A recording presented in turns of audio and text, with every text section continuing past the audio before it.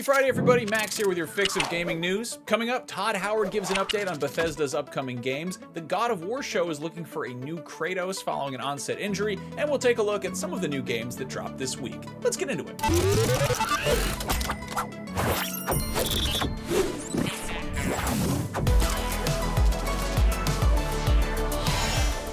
Amidst Microsoft's ongoing overhaul of Xbox, we've gotten a lot of bad news lately. Canceled projects, closed studios, and a few thousand people suddenly out of work. Today, we got some slightly better news about what's going on over at Bethesda Game Studios. Executive producer Todd Howard has been making the rounds, talking to various outlets, including IGN, and giving some insight into the state of the studio's franchises. For starters, Howard confirmed recent reports that Fallout New Vegas developer Obsidian Entertainment has a new Fallout project in the works. On top of that, he confirmed two heavily rumored remasters that are officially on the way, Fallout 3 and Fallout New Vegas. No details on when those will drop, but considering the surprise launch of the Oblivion remake, they could release at any moment. Howard also said that multiple Fallout projects are also in the works, seemingly separate from Obsidian's new game. It's unclear if that means full-sized games, spin-offs, DLC, non-game adaptations, or what, but it's possible we'll find out more next year during Fallout Day, which is a live event being held in Washington, D.C. sometime in 2027 to honor the 30th anniversary of the franchise. Elder Scrolls and Starfield fans didn't get quite as much info, but Xbox CEO Asha Sharma casually dropped that Skyrim has officially sold more than 65 million copies, making it one of the top 10 best-selling games of all time.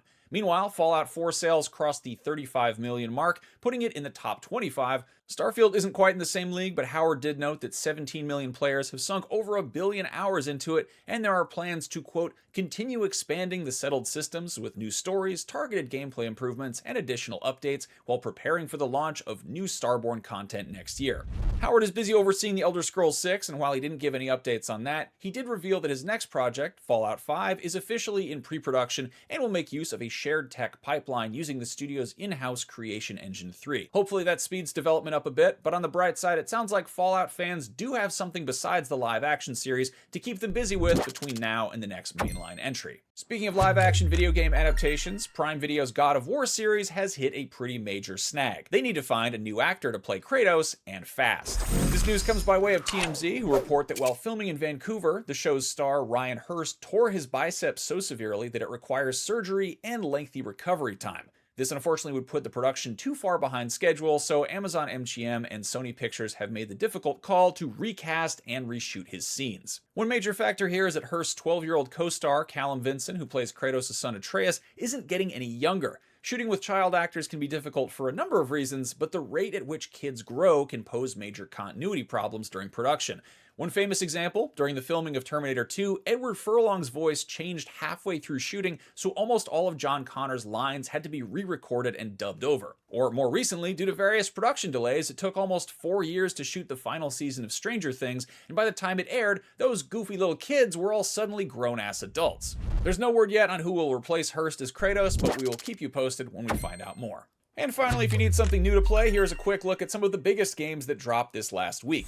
Dench Attack is definitely worth checking out. If you're not in the loop, it is basically Jet Set Radio crossed with Tony Hawk, except you play as a Japanese train. No, that doesn't make any sense, but it really doesn't need to because this game is extremely fun. IGN gave it a 9 out of 10, and everybody I know is obsessed with it. If you'd prefer a game that's a throwback to the classic PSP rhythm series Patapon, look no further than Ratatan. It's just like Patapon, but with Ratatans. I don't know what a Patapon or a Ratatan is. Anyway, if you prefer Padawans to Patapons, you can also blast the scum and villainy off a galaxy far, far away in the new Star Wars DLC for Power Wash Simulator 2. All of those games I just mentioned are on all the newer consoles and PC.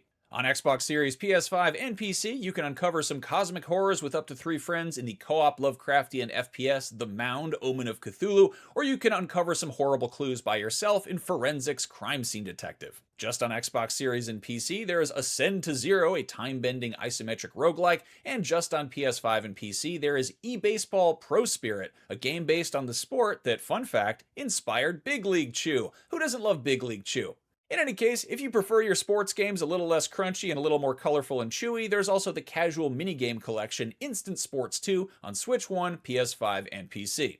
Just on the Switches and PC, you can grab the slapstick, physics-based co-op party game Heave Ho 2, or you can get Coldcept Begins, the newest entry in the almost 30-year-old card-based strategy JRPG series. Exclusively on Switch too, there is Fitness Boxing 3, Your Personal Trainer. I can't think of a worse time than mid-July to drop an exercise game, but I guess the heat makes it easier to work up a sweat and burn off some of those succulent hot dogs you've been wolfing down. I know you've been wolfing down hot dogs. Speaking of grilling stuff, over on PC you can play Happy's Humble Burgatory, a co-op cooking horror game where you have to work in a burger joint, but also avoid getting eaten by a scary monster. If you're more into burgers of the old-timey townsfolk variety, you can go climb the social ranks in 15th century Europe in the historical management and business sim The Guild, Europa 1410. If you don't have the attention span for medieval politics, you might be better off with Hyperprimate, a game where you play as a monkey with a gun doing parkour. The only thing deadlier than a monkey with a gun is a monkey with a contagious virus, and if you want to be a disease that shoots stuff, take a look at Pathogenic, a 2D twin-stick shooter roguelike where you play as a parasite waging war on someone's immune system. And finally, on basically everything, there is Moss, the Forgotten Relic, a retooling of the excellent VR game that you can now play like a normal video game without putting anything on your head. And thankfully, it doesn't sound like the game loses any of its charm being played on a normal screen. Go check out IGN's review for more.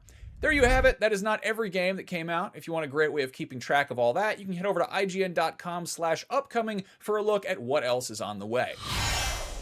That is your fix for Friday, July 17th, 2026. If you're looking for something to play this weekend for super duper cheap that supports a great cause, head on over to IGN's sister site Humble and grab this month's curated bundle of PC games, which includes Sea of Stars, Tunic, Neon White, Police Simulator, Patrol Officers, Drop Duchy, Sledders, Dice Folk, and Our Adventurer Guild. This month's featured charity is Doctors Without Borders, a non-profit that provides life-saving medical care and free health services to people in more than 70 countries around the world. Head on over to humblebundle.com before August 4th to grab these great games and support a great cause. That's all from me. Thank you all for watching. Have a great weekend, and most importantly, go play some video games. I'll see you next time.